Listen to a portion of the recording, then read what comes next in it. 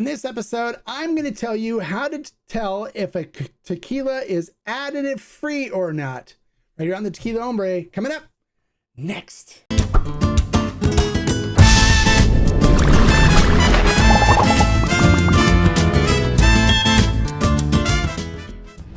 Hello and welcome to this episode of the Tequila Hombre, where today I'm going to teach you how to tell if a tequila is additive free or not.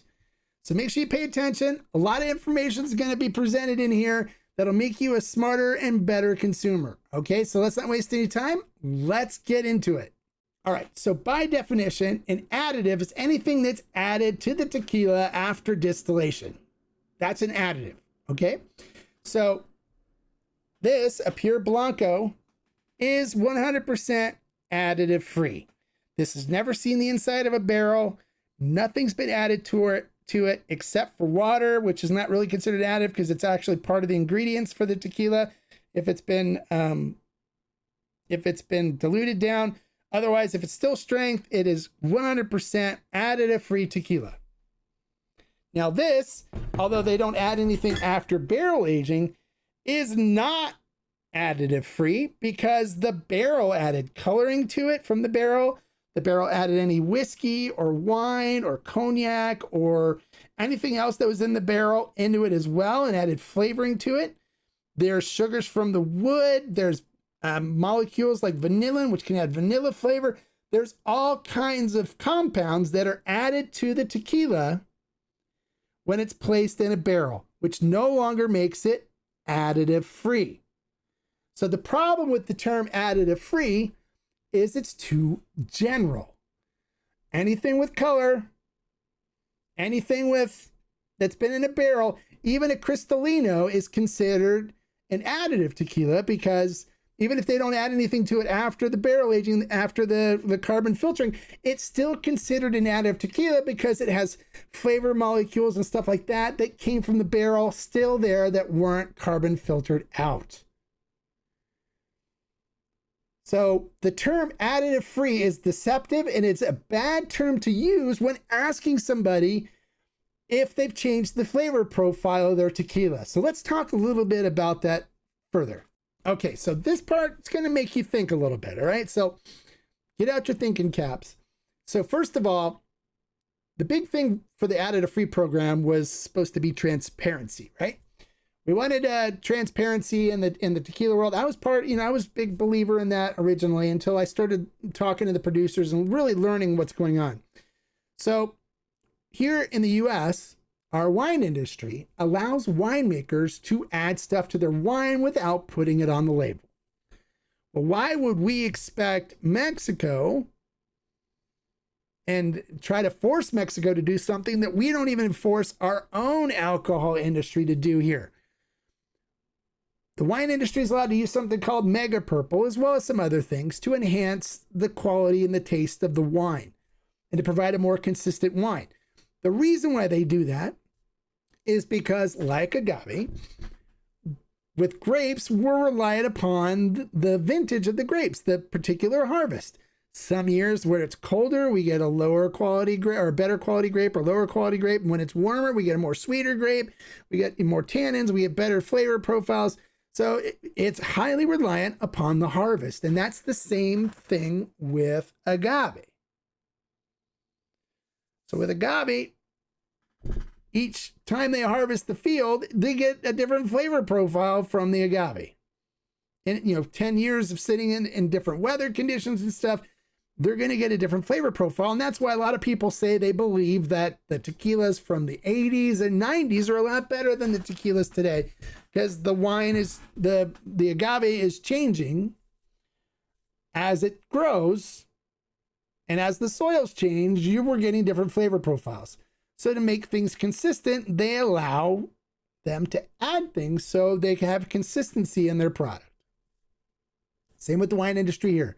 But we haven't forced the wine industry here to put on the label if they add mega purple or other things to make their wines taste good. And some of the big wine producers that people really like use the mega purple for a more consistent wine for every harvest, every year, every vintage. So now we've identified a couple of problems here with the additive-free program. Let's look at some other things. So the CRT said in their ruling about the additive-free program not being allowed anymore that anything that goes on the label has to be verifiable. So to be verifiable, you can run tests, right? Now, the problem is when using used barrels, a lot of times the producers don't know what was in the barrels previously. And by that, I mean, they know it's wine, but they don't know if something was added to the wine when it was aged, or if something was added to the whiskey or the distillate or whatever else was used, whether it's apple cider or cognac. They don't know what was added to the barrel when it was aged. So you don't know what was in there. In order to tell, you'd have to do an analysis of the inside of the barrel, and they don't have the equipment to do that. So by putting something in the barrel, they take a risk that there could have been something with vegetable glycerin in it, and so it adds vegetable glycerin to their tequila, and so when they run it through a lab test, it will show positive for vegetable glycerin. But yeah, it may not be as much as if they were to pour something else in there so they could look at the quantity, but it would still show positive for vegetable glycerin, or it could show positive for anything else that was in the barrel, including corn liquor. Right? If the bourbon had corn in it, it could show positive for having corn liquor in the tequila as well. So the test would be unreliable. So that caused another problem for really knowing if the tequila is truly additive free, which it's not, because the definition of additive free means nothing was added when, of course, the barrel added something to it. Do you kind of get where we're going here? All right, so why did some brands participate in it and some didn't? According to them, it was their opinion that they were being pressured into participating in the program. It was their opinion that if they didn't, their brand was going to suffer because of it. And I asked them, well, what kind of led you up to that opinion? They said they were having issues with people that were constantly DMing them and saying things like, oh, do you use additives in your tequila? And they would say, no, of course not. We don't use anything, other than what comes from the barrel, and we never add anything afterwards. It's, what we get naturally from the barrel. And the people would say, well, then why aren't you on the additive free program? And they said, because we don't believe we need to participate in it. And they, well, you need to be on the additive free program in order for us to believe you, is what they told me they were told. So they believe they're being pressured into doing it. And so they paid because they didn't want their brands being adversely affected. They had investors they had to deal with, or they wanted to make sure that their tequila was not ruined in the marketplace. They were trying to protect themselves.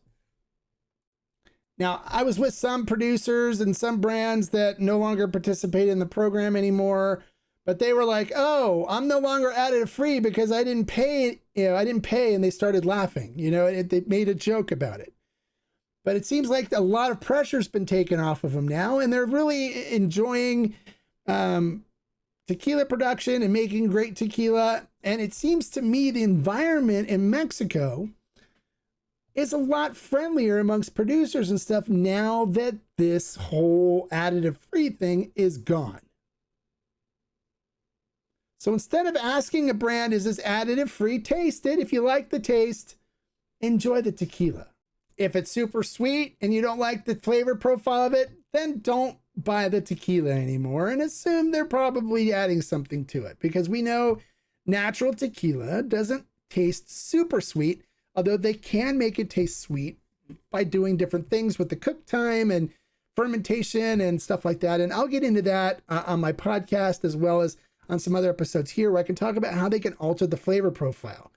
Because I've seen a lot of people that ask me, hey, this tastes like vanilla, that tastes like a little vanilla in this Blanco. Do you think they're using additives? When vanillin is a natural substance found in agave and can be present in the flavor profile of a naturally made Blanco. So this whole program made a villain out of sweeter tequila and additives. They're not going to hurt you. They're not going to kill you. They don't cause hangovers.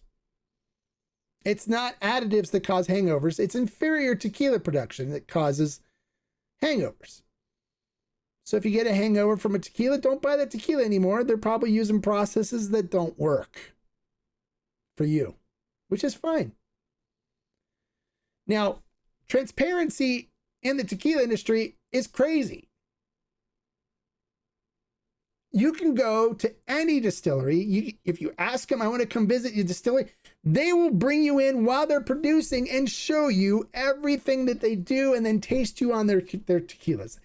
They say, this is your house. I can go to a lot of distilleries and see how they're doing things.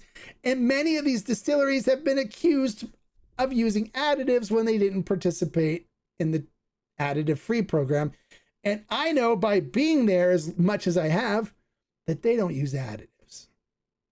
But instead, they have really smart people as their master distillers and tequileros that know how to alter flavor profiles so they can go sweeter if they want, they can go drier if they want, by changing yeast, changing fermentation temperatures.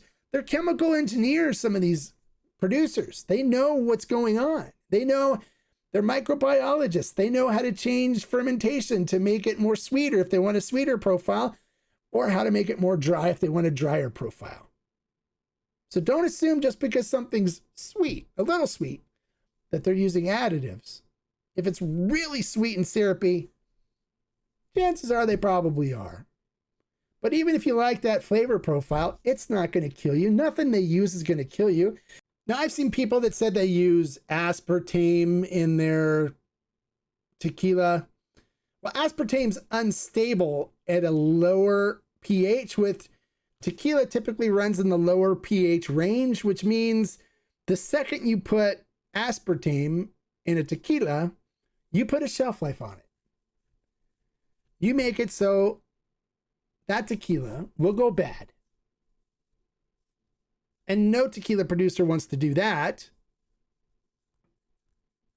because sometimes tequilas can be on the shelf for a while.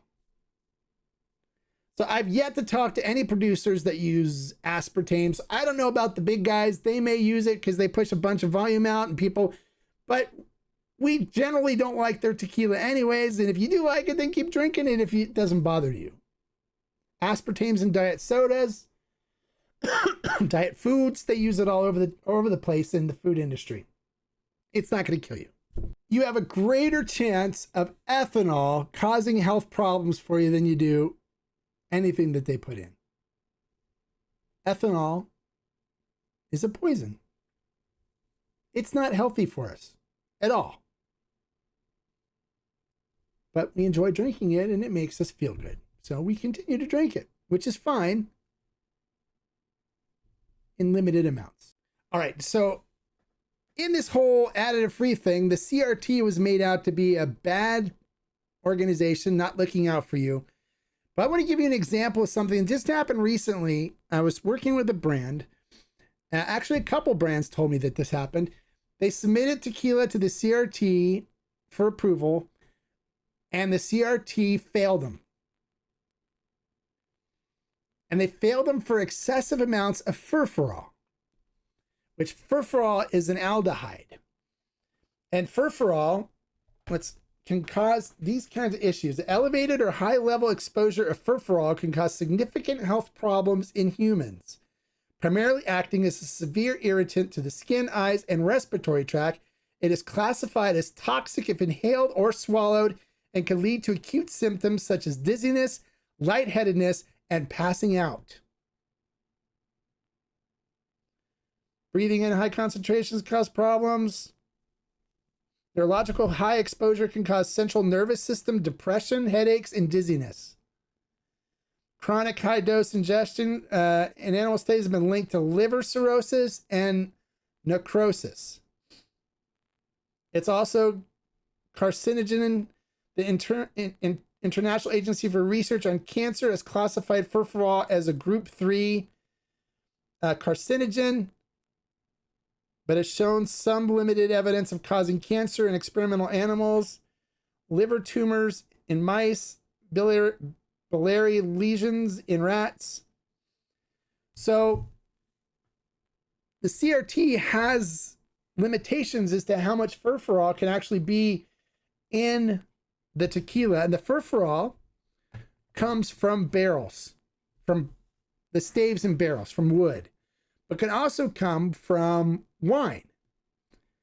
So some wine barrels have elevated amounts of furfural, and some brands that were using white wine barrels had their batches rejected, and they had to fix it to bring the furfural levels down in order for it to get approved by the CRT. And they were thankful. They were like, oh, thank God they caught that, because if they didn't, people could have gotten sick off their tequilas. So the CRT is looking out for your health. They are testing batches. They are making sure that the tequila is safe. That's their job, to make sure it's safe for us to consume. So if it's on the shelf, it's safe for you to consume. It's not going to kill you. And don't be afraid. Don't believe some of the narratives that are told to you, because they're not true.